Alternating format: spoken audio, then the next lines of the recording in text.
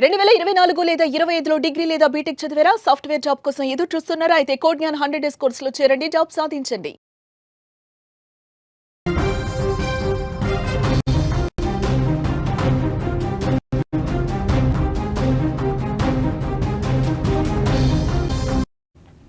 అగ్రరాజ్య అధ్యక్షుడు Donald Trump నిర్ణయాలు ప్రపంచ వాణిజ్యాన్ని ప్రభావితం చేస్తున్నాయి. ఇటీవల భారత్పై అదనపు సుంకాలు విధించడం కలకలం రేపుతోంది. రష్యా నుంచి చమురు కొనుగోలు చేస్తుందన్న కారణంగా అమెరికా ఈ కఠిన నిర్ణయాన్ని తీసుకుంది. భారత్పై ఇప్పటికే 25% సుంకాలు అమల్లో ఉండగా రేపటి నుంచి మరో 25% టారిఫ్లు అమల్లోకి రానున్నాయి. దీనిపై భారత్ అభ్యంతరం వ్యక్తం చేస్తున్నా అమెరికా వెనక్కి తగ్గే ప్రసక్తి లేదని కూడా ఇక్కడ స్పష్టం చేస్తోంది. డిపార్ట్మెంట్ ఆఫ్ హోంల్యాండ్ సెక్యూరిటీ పంపిన నోటీసుల ప్రకారం ఆగస్టు 27 అర్ధరాత్రి 12:01 నుంచి అంటే భారత కాలమానం ప్రకారం రేపు ఉదయం 10 గంటల ప్రాంతం ఈ అదనపు సుంకాలు అమల్లోకి రాబోతున్నాయి. ఈ టారిఫ్ల వల్ల భారతీయ ఎగుమతులపై తీవ్ర ప్రభావం పడుతుంది. ముఖ్యంగా వస్త్ర పరిశ్రమ, ఆక్వా రంగం, తోలు ఉత్పత్తులకు ఈ దెబ్బ గట్టిగా తగులుతుంది. దీనిపై ఇప్పటికే భారత ప్రభుత్వం అభ్యంతరాన్ని వ్యక్తం చేసింది. ఇది అన్యాయం, అహేతుకం అంటూ కూడా స్పష్టంగా చెప్పింది. అయినప్పటికీ కూడా అమెరికా తన నిర్ణయంపై వెనక్కి తగ్గినట్లుగా కూడా ఇక్కడెక్కడ కూడా మనకి కనిపించడం లేదు. ట్రంప్ విధించిన టారిఫ్లు దాదాపు అన్ని భారతీయ ఉత్పత్తులపై పడతాయి. అయితే కొన్ని వస్తువులకు మాత్రమే మినహాయింపు ఉంటుంది. ఇందులో టారిఫ్ల వల్ల ధరల్లో వచ్చే మార్పులను ఒకసారి అర్థం చేసుకునే ప్రయత్నం అయితే మనం చేద్దాం. ఇప్పుడు చెప్పబోయేవి కేవలం ఒక అవగాహన కోసం మాత్రమే అని ఇక్కడ మనం గమనించాలి. భారత్ నుంచి అమెరికా వెళ్లే టీ షర్ట్ లేదా ప్యాంటు ధర టారిఫ్లకు ముందు $20 ఉంటే ఆగస్టు 7 నుంచి అది $25కి పెరిగింది.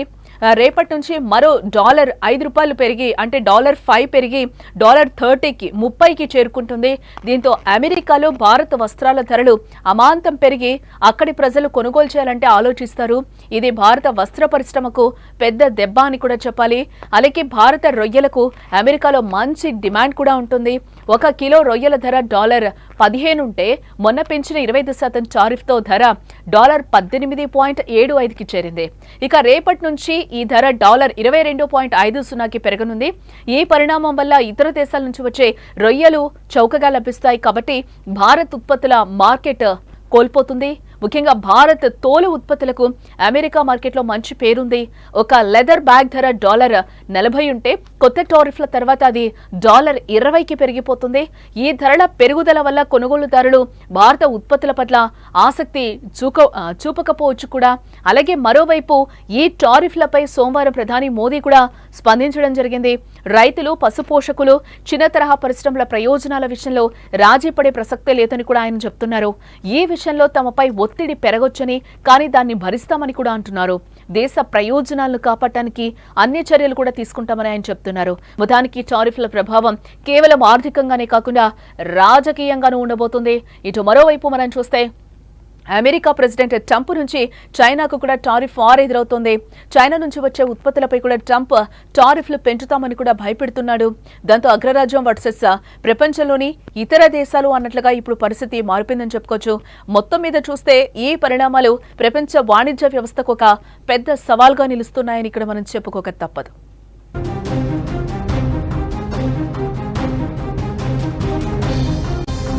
సుమన్ టీవీలో మీ పర్సనల్ అండ్ బిజినెస్ ప్రమోషన్స్ కోసం కింది నెంబర్కి కాంటాక్ట్ చేయండి.